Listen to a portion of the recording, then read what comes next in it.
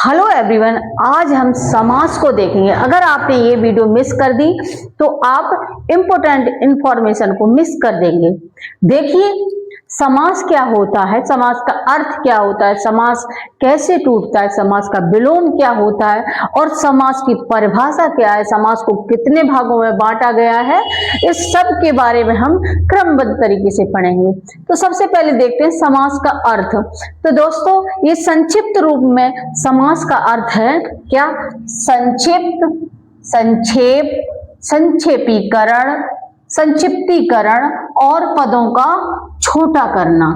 ये एक संक्षेप रूप में समास का अर्थ होता है। अगर आप किसी भी एग्जाम की तैयारी कर रहे हैं तो ये वीडियो आपके लिए बहुत उपयोगी होगी, किसी भी कंपटीशन के लिए जहां पर हिंदी आती है। तो देखते हैं समास। देखिए, समास का निर्माण दो शब्दों से हुआ है, सम प्लस आस। सम का अर्थ होता है सम्यक रूप से और आस का अर्थ होता है बैठाना या रखना। अब हम देखते हैं समास का विलोम। समास का विलोम होता है व्यास, विस्तार, विस्तृत, फैलाव। अगर इसमें भी कंडीशन है, अगर समास का विलोम पूछा है, अगर व्यास नहीं है, विस्तार दिया है तो आप विस्तार लिख सकते हैं, और अगर विस्तार नहीं है तो विस्तृत है, इसको लिख सकते हैं, और विस्तृत नहीं है तो हम फैलाव को भी वरीयता दे सकते हैं। आइए हम समास का अर्थ देखते हैं व्यापक रूप में। समास शब्द का निर्माण सम उपसर्ग से। समास में अगर पूछते हैं कौन सा उपसर्ग है तो सम उपसर्ग है, और आस प्रत्यय के योग से बना हुआ है। देखिए, यहाँ पर उपसर्ग सम है और आस एक प्रत्यय है, इसके योग से बना हुआ है, जिसमें सम का अर्थ होता है सम्यक रूप से, जैसा कि हमने ऊपर देखा, और आस का अर्थ होता है बैठाना या रखना। इस प्रकार से हम कह सकते हैं कि शब्दों के संक्षेप रूप को समास कहते हैं। तो हमने देखा कि शब्दों के संक्षिप्त रूप को हम समास कहते हैं। अब हम समास की परिभाषा देखते हैं।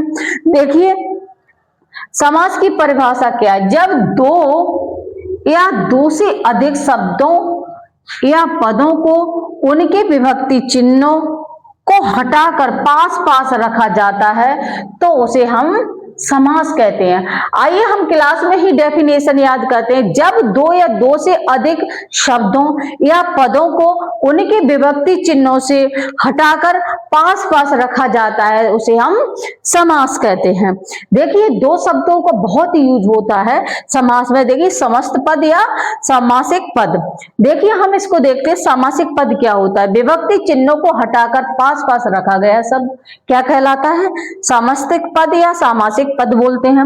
और समास विग्रह पद बहुत होता है, इसके बारे में देख लें। जब किसी सामासिक पद को विभक्ति चिन्ह के साथ लिखा जाता है, किसके साथ?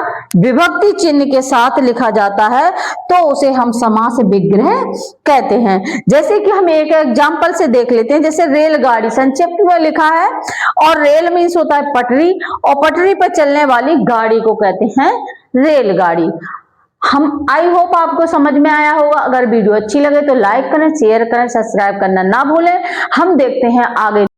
अब हम देखेंगे समास के लिए आवश्यक शर्तें। समास के लिए कुछ आवश्यक शर्तें होती हैं जिन्हें जानना बहुत ही जरूरी होता है। अगर हम इसको नहीं जानते या छोड़ देते हैं तो कहीं ना कहीं हमारा इस टॉपिक में डाउट रह जाता है, फिर हमें क्वेश्चन हल करने में बहुत ज्यादा परेशानी होती है।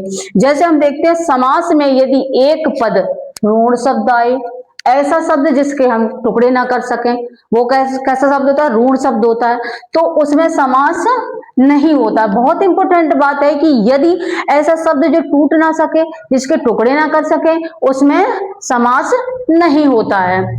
समास में कम से कम दो पदों का होना अनिवार्य होता है।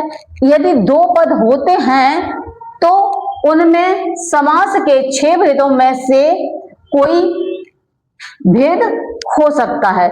यदि दो पद होते हैं, होना अनिवार्य है, तो उसमें से समास के जो 6 भेद होते हैं उनमें से कोई एक भेद अवश्य होता है। तो हमने दूसरी शर्त को समझा। अब हम तीसरी शर्त को समझते हैं। यदि दो या दो से अधिक पद आते हैं अगर वाक्य में या दो से अधिक क्या पद आते हैं तो वहां पर समास के 6 भेदों में से द्वंद्व समास होता है। कौन सा? द्वंद्व समास होता है। द्वंद्व समास में भी इसका एक भाग होता है, इसका एक भेद होता है, इतरेतर द्वंद्व समास आता है। तो जैसे कि हमने तीसरी शर्त समझी, यदि दो या दो से अधिक पद आते हैं तो वहां पर समास के 6 भेदों में से कौन सा समास होता है? द्वंद्व समास होता है। और द्वंद्व समास का भी कौन सा होता है? द्वंद्व समास में इतरेतर द्वंद्व समास होता है। हम चौथी शर्त देखते हैं, अव्ययीभाव समास। ये समास क्रिया विशेषण पर आधारित होता है। हम नेक्स्ट शर्त समझते हैं, द्वंद्व समास समुच्चय। समुच्चय का मतलब किंतु परंतु बोधक अव्यय पर आधारित होता है। और नेक्स्ट शर्त हम समझते हैं, कर्म धारण समास उपमेय, उपमान तथा विशेष और विशेषण पर आधारित होता है। तत्पुरुष समास कारक पर आधारित होने के कारण इसे कारकीय समास कहते हैं। क्या कहते हैं? कारकीय समास। अगर क्वेश्चन आ जाए कि तत्पुरुष समास को हम क्या कहते हैं, तो वहां पे क्या आएगा? कारकीय समास कहते हैं। कर्म धारण समास का दूसरा नाम क्या है? अगर आ जाए कि कर्म धारण समास का दूसरा नाम क्या है, तो समानाधिकरण तत्पुरुष समास कहते हैं। अब यदि कोई संख्या के इकाई अंक का, अगर कोई संख्या दी है और उसमें इकाई अंक जो अंक है वो शून्य होता है, तो उसमें कोई क्या नहीं होगा? समास नहीं होगा। जैसे 10, अगर हम 10 को लिखेंगे तो इसे तोड़ पाएंगे? नहीं तोड़ पाएंगे, तो इसमें कोई समास नहीं होगा। जैसे 20 है तो इसका इकाई अंक क्या है? शून्य है, तो कोई समास होगा? नहीं होगा। 30 है, 30 का इकाई अंक क्या है? शून्य है, तो इसमें कोई समास होगा? नहीं होगा, क्योंकि शर्त ये कहती है कि इसका इकाई अंक शून्य है, तो वहां पर कोई समास नहीं होगा। आइए हम कुछ और इनकी शर्तों को देखते हैं। हम समास के लिए कुछ आवश्यक शर्तों में से रह गई हैं, उन्हें देखते हैं। यदि किसी संख्या में इकाई का अंक 9 दिया गया हो, यदि शब्दों में उसे लिखा जाए तो उसमें कौन सा समास होगा? अव्ययीभाव समास होता है। दूसरी शर्त, नेक्स्ट शर्त क्या है? यदि 1 से 9 तक की संख्याओं को शब्दों में लिखा जाए तो उसमें कोई समास नहीं होता है। आइए हम समास के भेद देखते हैं।